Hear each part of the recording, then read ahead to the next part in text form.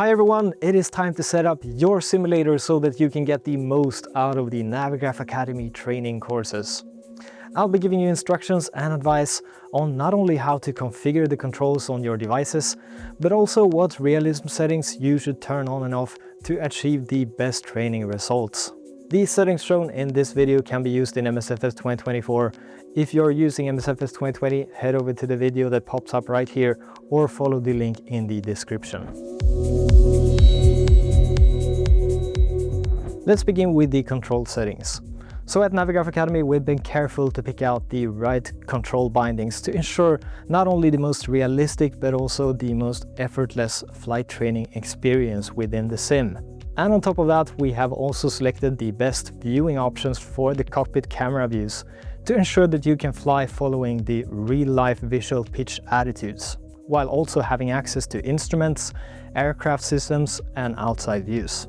First of all, Navigraph Academy is designed to be used with any type of sim setup, be it a large home cockpit like this, or just a basic setup with a simple hand controller like this. The only requirement is that you use some sort of control device, often referred to as a peripheral, where a handheld controller device such as an Xbox controller can be seen as a minimum requirement. I won't suggest exact buttons to map on each of the different controllers here, but on the Academy website you'll find examples on control mappings for the most common peripherals on the market. You can also use this video as a reference for which keybinds are essential and then bind these to the buttons of your choice. Just follow along inside the sim and update your settings as we proceed. Also be aware that the control bindings discussed in this video are the ones required to engage with our initial flight training stages with the Cessna 172, such as the 0 to solo phase of the virtual private pilot license course.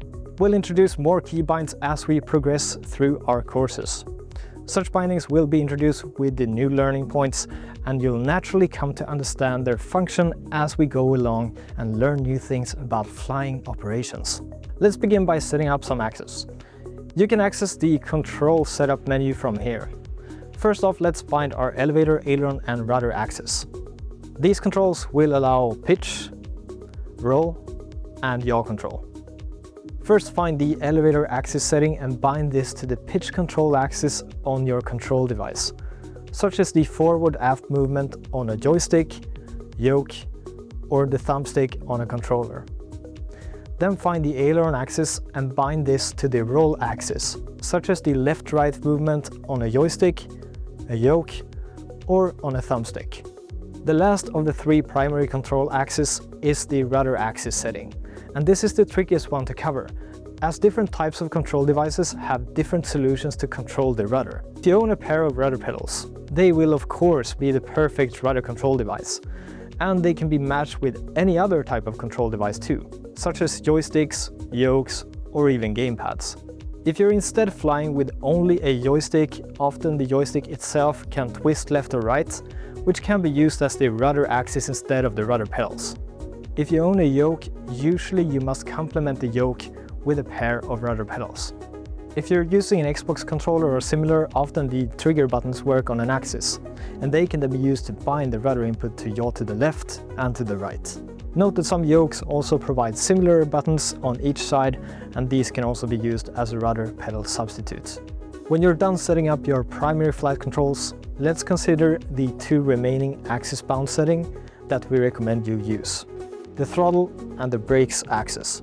The throttle enables you to set the power output of the engine. Managing specific power settings is an essential part of your flight training. And just like in real life, detailed control is important.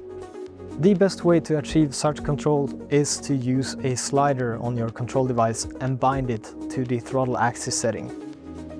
On most joysticks, a simple throttle control slider is usually fitted like this. You may also have a separate throttle control device or a throttle quadrant attached to the yoke fitted with several sliders. Some yokes do not have a separate throttle control slider and must be complemented with a throttle quadrant or some other throttle control device. The same thing is true for most handheld controllers, as they usually don't feature any programmable sliders. If you don't have a slider to bind to your throttle axis, you can substitute this with binding specific buttons to the keybinds to increase throttle and to decrease it. These are shown here. The downside of using buttons instead of sliders is that you lose tactile feedback. That is the instant understanding you get from physically feeling the control slider placed in a specific position. Just keep all of this in mind when you proceed with your training. Now let's move on to the brakes. So the brakes on the real-life Cessna are split so that the left pedal controls the left brake and the right pedal controls the right brake. This is called differential braking, and it can be used to assist in turning the aircraft on the ground. In MSFS, you'll find separate axis control settings for the left and the right brake axis. Preferably, braking should be done by using the toe brakes on the rudder pedals, as shown here. If you do not own a pair of rudder pedals, then you can use the trigger buttons on either a gamepad or on specific yokes fitted with such trigger buttons to control the brakes. However, if the trigger buttons are used to control the rudder as well, consider binding a button that needs to be held down first in order to activate the brakes, like this. If you don't use a button in combination with the brake axis, you won't be able to steer the aircraft on the ground using the rudder and nose wheel without also simultaneously applying the brakes. This will create a lot of problems, especially on takeoff and while performing touch and goes. Here's how a corresponding conditional key binding would look like. Two final notes on brakes. If you only have a single slider, you can bind both brake axes to the same slider. This will allow you to apply even braking after landing or on parking. But differential braking will become unavailable. And lastly, if you lack a slider altogether, you can use the brakes keybind, as shown here, and bind it to a button on your control device. With this button, you can now apply full braking and stop the aircraft. The downside though is that you will always apply full braking, which at times, such as landing on a long runway, may be a little bit excessive. You could also consider binding the left brake and right brake to two different buttons. But remember that applying full differential braking may induce strong turning tendencies. Because of this, we don't recommend using these separate full braking keybinds. Alright, so now we've set all our axes and it's time to focus on buttons and keybinds. The Cessna is a very robust yet simple aircraft. To make use of our initial training courses, all the way through the traffic pattern training up to navigation flights, there will only be a few key bindings that you need to set. Our first keybind concerns the trim wheel. To fly accurately, you'll need to trim the aircraft to achieve stable flight attitudes. And we'll do this using the trim wheel.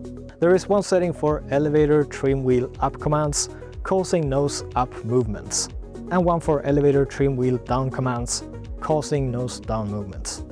It would be advisable to have these controls bound to your control device in a position where you can easily reach them during maneuvering. It is very important that you can control your elevator while simultaneously trimming. For example, if you're using a gamepad and have the pitch control bound to the left thumbstick, you must be able to trim with your right hand. The same thing is true for any other control device. Note that in MSFS 2024 you can set a so-called input value for the respective trim wheel commands. Increasing this value will increase the travel distance of the trim tab per button press. If you find that your trim over or under reacts, consider changing this value. We are using a value of 4.0 as our input value. In some lessons we'll use the Cessna flaps, and these high-lift devices decrease the aircraft's lowest achievable airspeed. And you'll learn much more about this later in our virtual private pilot license course. In the real plane, flaps are set at either 0, 10, 20 or 30 degrees, and there are multiple ways to achieve this in the simulator. To extend the flaps accurately, bind the following key to an appropriate button on your control device or keyboard. As you can see, there are distinct buttons for each flap position. We recommend using unique buttons for all of the flap settings, as this will help you easily see which flap angle you're selecting. You may use the increase flap and decrease flap keybinds instead, but using these could lead to confusion if you find yourself unsure which your current flap setting is. On some control devices such as this one, distinct flap setting can be set on a slider. You can then use the flap axis option instead.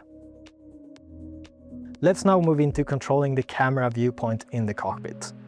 So in Navigraph Academy, we will be using the virtual cockpit for all our flight training. And there will be no external camera use.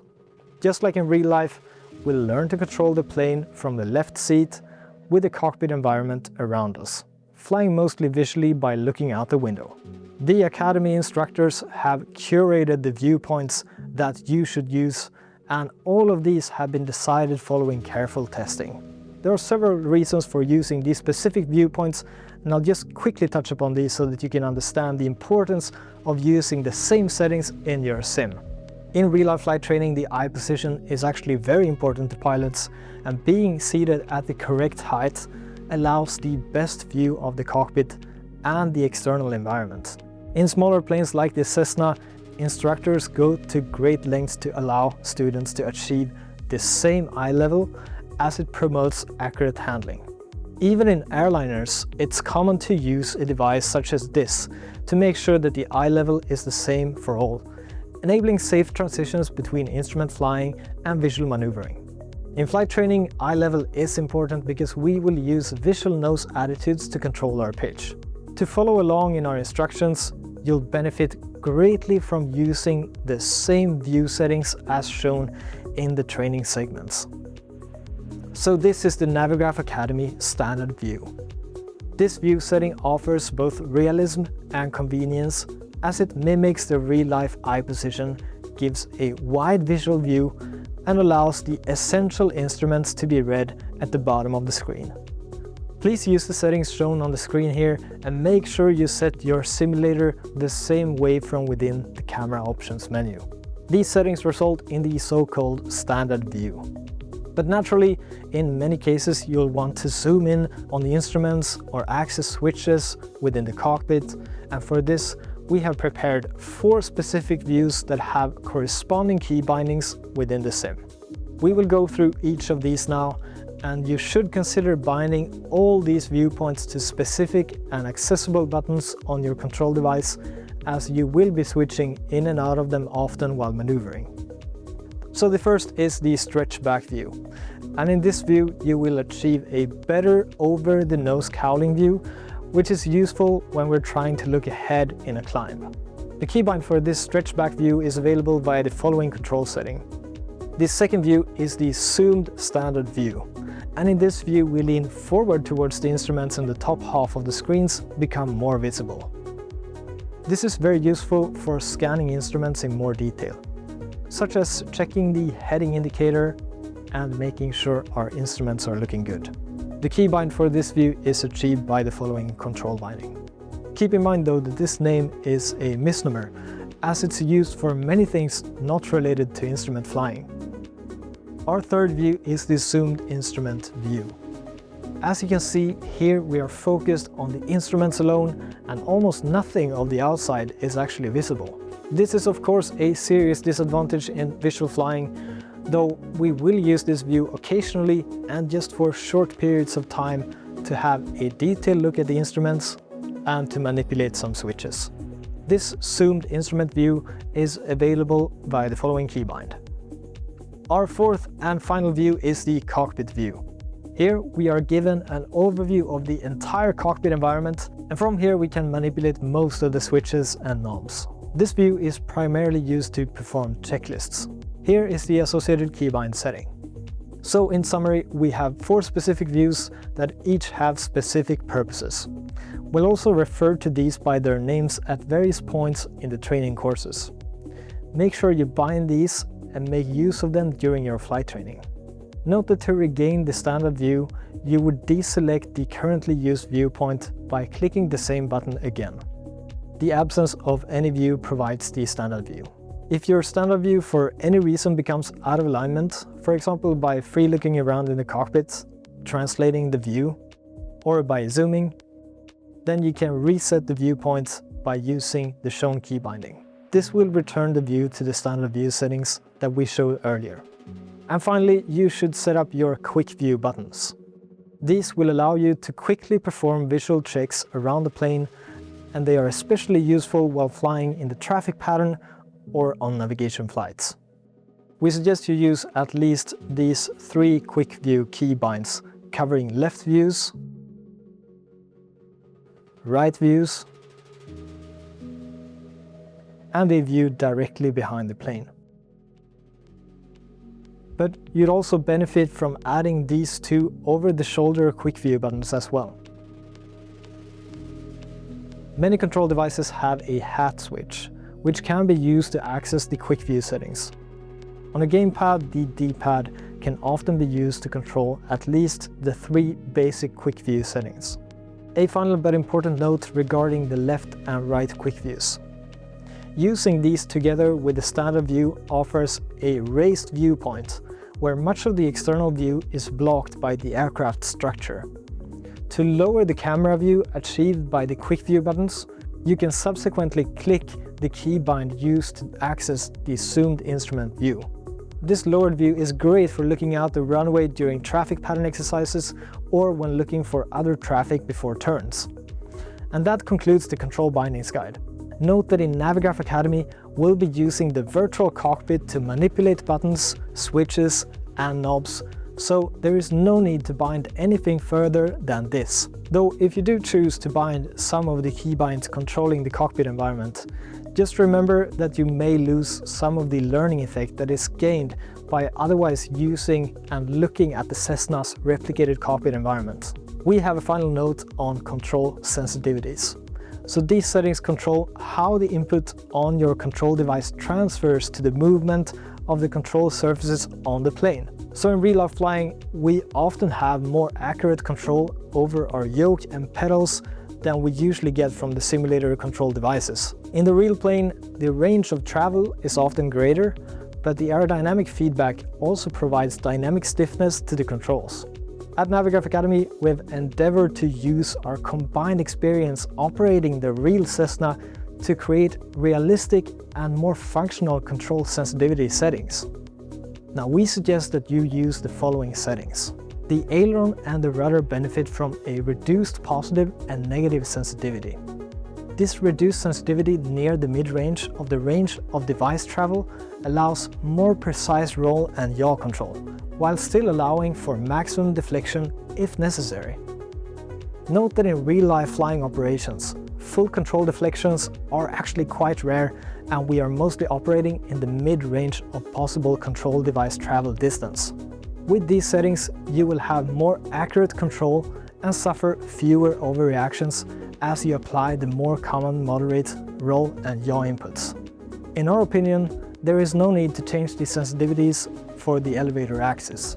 Keep in mind though that if your device has a small range of pitch movement, a similar control sensitivity setting may be beneficial for the elevator as well. Let's now move into the final setup phase, covering the realism settings. So with Navigraph Academy, we are striving to create courses which offer unparalleled flight training realism, while still maintaining adaptability to fit the mix of home sim setups that exist out there. Overall, the realism settings covered here can be used together with most setups and are to a large extent the most realistic options available. In MSFS 2024, first go to the settings menu found here. Click on Assistances, and now let's begin by setting up piloting assistance. First option is that of the auto rudder. If you don't own a pair of rudder pedals, we suggest you turn on the auto rudder function. You can learn more about our auto rudder philosophy in the first lesson of the virtual PPL course. Then, make sure you select Assisted Yoke and AI Auto Trim to off. This will disable artificial help with the core teaching point of our initial courses, such as landings, yoke control, and trim. You can leave the glider and helicopter settings as they are, as our courses won't cover them for now. The assisted controller sensitivity setting is optional and may actually improve your experience if you are using an Xbox controller. We can also disregard the hot air balloon setting. Select auto mixture to off, but select gyro drift to on. This ensures we can practice mixture leading procedures as well as realistic gyro drift in certain airplanes. Scrolling down, we find the visual assistance setting. Select all to off, as this will disable all on-screen assistance and all markers for airports, landmarks and similar labels. In Navigraph Academy, we're using realistic charts to navigate our way around airports and the world, and visual assistance will not be necessary. Under Realism, we should disable all damage effects. The damage model may sometimes cause unrealistic issues, such as detecting crashes on normal takeoffs and landings. This would lead to an abrupt end to an otherwise trouble-free flight. Icing effects can also be turned on. Also make sure you select unlimited fuel to off. We want our turbulence setting at realistic, as this will create a more real training experience when we practice. And there is no need to set the G effects or G suit to any specific setting. Finally, you should turn off the ADC settings. In the general menu, you'll be able to select some further settings. First, go to sound and silence the character voices. This will disable the in-game air traffic control chatter, which can be distracting and is often unrealistic as well. Then go to flight model and make sure your simulator has modern as the simulation mode. This will ensure your aircraft behaves in the most realistic manner. Under flight interface, you can deselect all options under global settings. This ensures we get a realistic VFR navigation experience later on. Also disable the HUD in cockpit view option, as this removes the on-screen extra instrumentation that is otherwise shown. And finally, you may decide to turn on or off the instrument name and description tooltips. If on, hovering over the instruments will display their name and their function. While helpful, the box may also cover other instruments when it appears, and we generally fly with this one off. And that's it! You've now configured your MSFS 2024 sim and you're ready for some flight training with us. Again, be aware that we have a separate video for MSFS 2020. The older sim has some differences in settings, especially with regards to the realism settings. Head over there now if you will be using MSFS 2020 for your flight training. Finally, note that we offer a comprehensive setup guide on our Academy website. There you'll find all the key bindings, control sensitivities and realism settings that we have covered here in an easy to digest format. See you over there for more information on both simulators. Are you ready to start your flight training with Navigraph Academy? Using these control and realism settings, you are well on your way to becoming a professional virtual pilot. And you can start your flight training right now by accessing the first lesson in the virtual private pilot license course over on the Navigraph Academy website. The first lesson is focused on the effect of the controls. In that video and in the accompanying in-game lesson, you will learn to manipulate the controls effectively and professionally. While doing so, you also have the chance to test the control sensitivities and some of the keybinds that we have set up in this video. It's time to go flying. See you up there.